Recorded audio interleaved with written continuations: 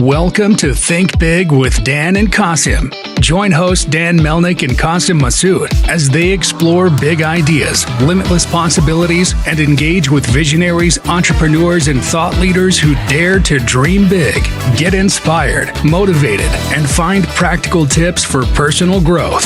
Think big, dream bigger, and ignite your potential.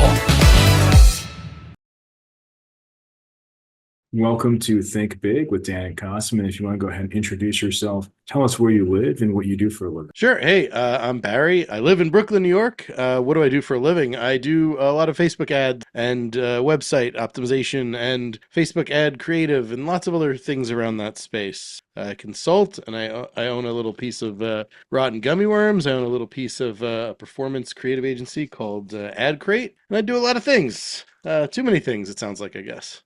Awesome. So how did you get into marketing in the first place? How did I get into it? I think I kind of always was into it. Like when I was young, really young, like I always, for some reason, was into commercials. I watched too much TV as a kid. And that always interested me, like what worked and got me to remember stuff versus what was just so not relevant to me. And I think I took a marketing class in like high school. Went to a great high school and I got that opportunity. And then I got to do a marketing internship my junior year of high school. So I was really, relatively young. Actually, I don't even know why I'm bringing that up. Even before then, I had my own like website of nothing on it, and like just for no reason, like just to like have a web counter on it, basically. Back when Homestead was a thing, where you just like what you see is what you get, build garbage websites. And I wasn't trying to make money. I wasn't trying to like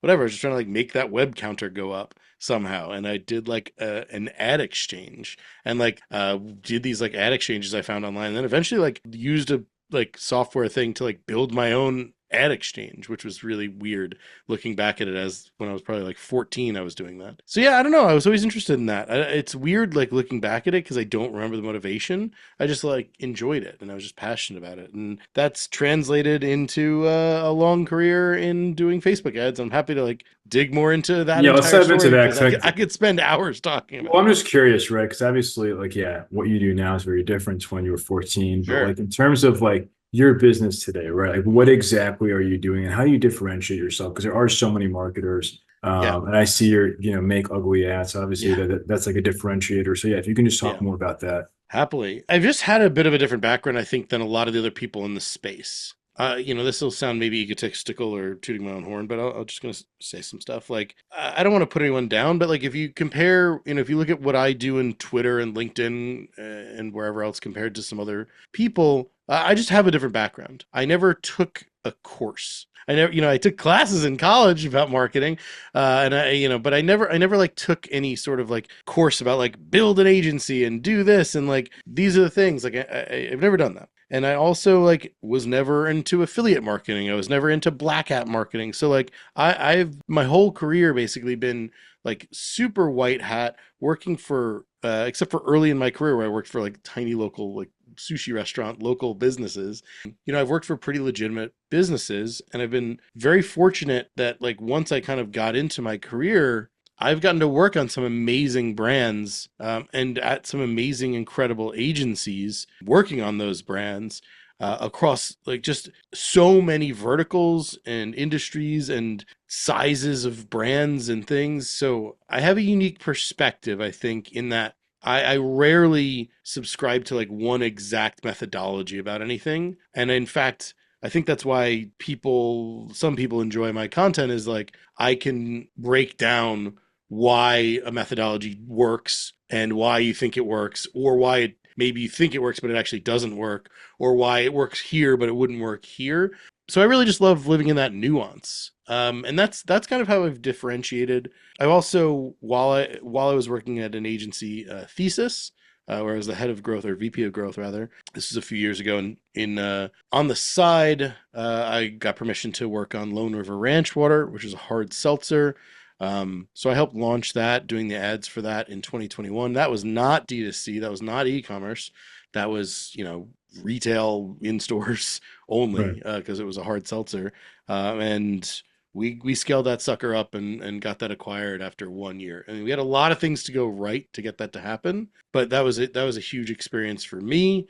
Getting to kind of take everything I knew about just advertising concepts, branding, and apply it all to that really quickly, and to a great effect. And since then, I think that's allowed me to go out more on my own, which has kind of been scary for me. To like be doing my own thing versus like working.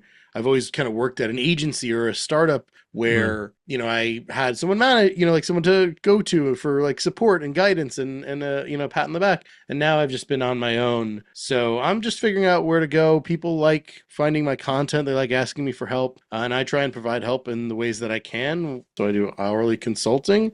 I do project-based consulting. I do like media buying still for a couple clients. And I do a lot of connections. Oh, it's one of my favorite things is like when someone needs help and I can't provide it, but I can be like, yeah, but this person can.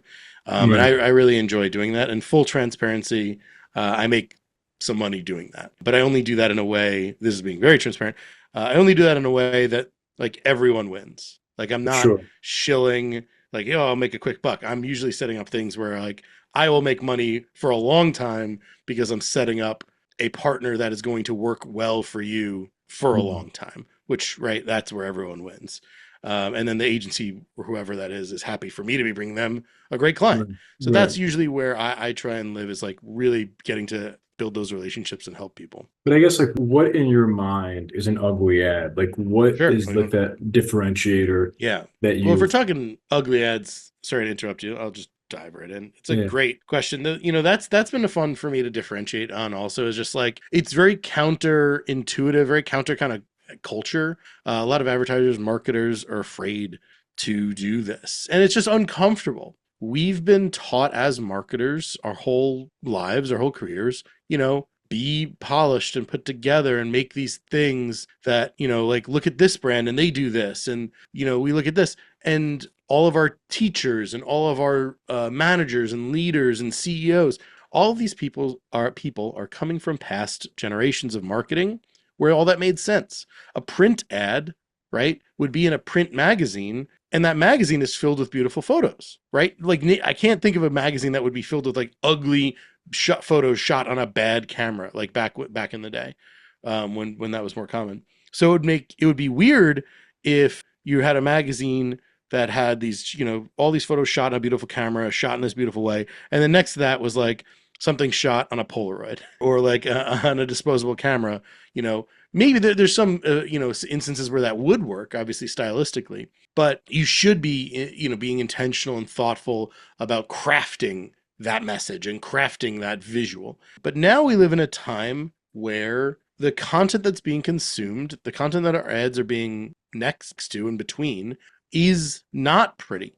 Some of it is, don't get me wrong. I'm not saying 100% of everything is not pretty, but a lot of content that is being consumed by most consumers is overwhelmingly ugly. It's grainy, it's shaky, it's blurry, it's imperfect. So, what I try and get people to do is take that aesthetic, take that idea, take that vibe, and apply it to your own content, your own ads, and kind of just use it to remove or reduce some of your own biases visually. Because what you've been trained is to make this perfect polished thing. And often what you're being asked to do is to satisfy some other marketing person's request and or their ego that makes them give you that request. So this is really about breaking that, breaking free from that, and just making stuff that is consumer first, consumer focused, and stuff that they want to consume, and not stuff that they like have to consume. For sure. So essentially, like a lot of it is where you see today on TikTok or Facebook, Instagram, where you see these, videos that go viral that are very much to your point, like not Yeah. polished. Right. It's like people will just on the fly, or even like, certain accounts that I was talking to somebody yesterday. I'm like, it's just Mm-hmm. accounts that I enjoy following Yep. are very like authentic behind the scenes, like people working or the people that are selling watches. And, Right. it's like those types of accounts. So that kind of more of what you're focused on. Yeah. Yeah. I mean, I look at the stuff that comes across my feed, and I know that when I see stuff in my feed, my page, whatever, I know that that's tailored to me. So I know that's not what everyone else is seeing. And Right. everyone listening to that, listening to this needs to remember that what you're seeing in your feed is skewed and biased and not what your likely customer for whatever you're selling is going to see.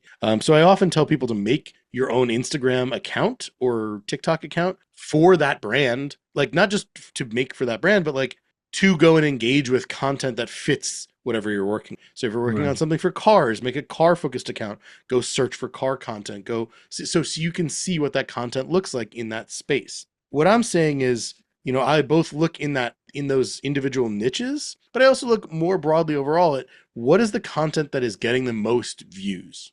And that's very often the uglier, more authentic stuff. And that's what I'm talking about. And the added benefit of that is that by doing so, you actually are often decreasing your cost of production, increasing your ability to produce more content. Because there's something interesting that can happen when you can just create more content and more variants of content, is there's often some serendipity or luck or a little bit of randomness. I'm not saying to like throw every idea at the wall and something will stick, but throw good ideas at the wall or take a good idea and manipulate it in a few different ways.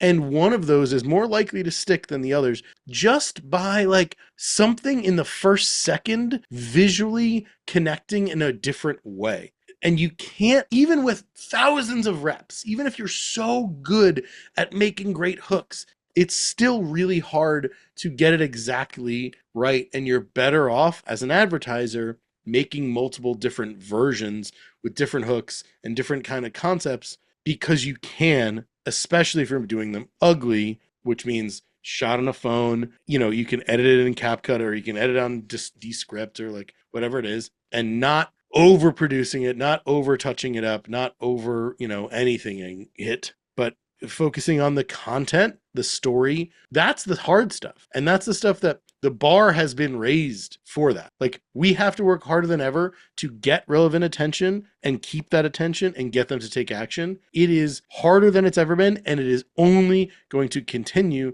to get more difficult as time goes by and content gets better, content gets more relevant to users, and other advertisers are going to keep getting better at it. The game is only going to get harder. For sure. So like you mentioned earlier that you're working on this gummy brand. So or like how do you market that? Are you putting out that kind of content yourself or what does that look like? Yeah, so we work with some creative partners. I do some stuff myself. I've got like our founder creating ads as well, and then I like cutting them up because I like to get my hands dirty. I like to stay sharp, and I actually find I hate to admit this because it's not the most scalable thing I can do, but I'm actually quite the video editor when I get my hands dirty and get in there, because I'm able to just move around and pick and choose exactly what I know from my experience is going to get the right attention and get them to take action, it's hard to get that from a lot of video editors. Not to crap on most video editors, a lot of amazing video editors,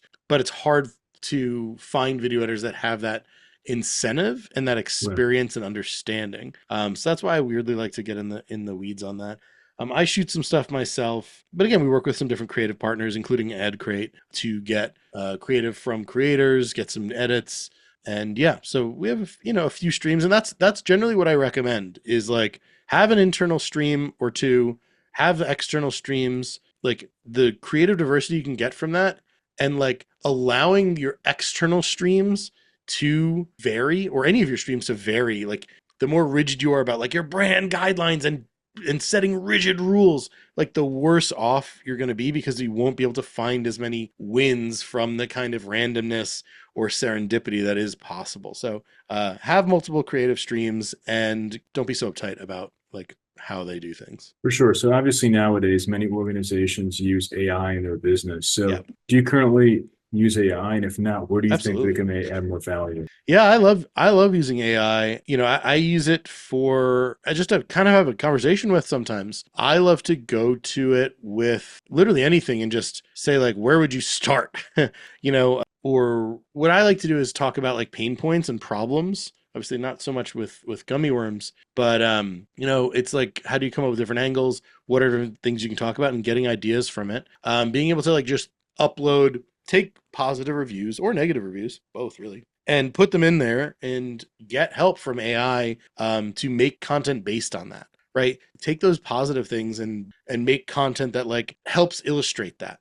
Right. And take those negative reviews and comments and make content that helps combat that. And that's one simple way I like to do it. You know, I use Descript a ton. And like there are some AI tools in there where you can actually like make clips from long form content. It's not perfect, but it's getting pretty good. So that's a big time saver for me. I'm not using, I mean, I have some moral issues with using AI generated creators.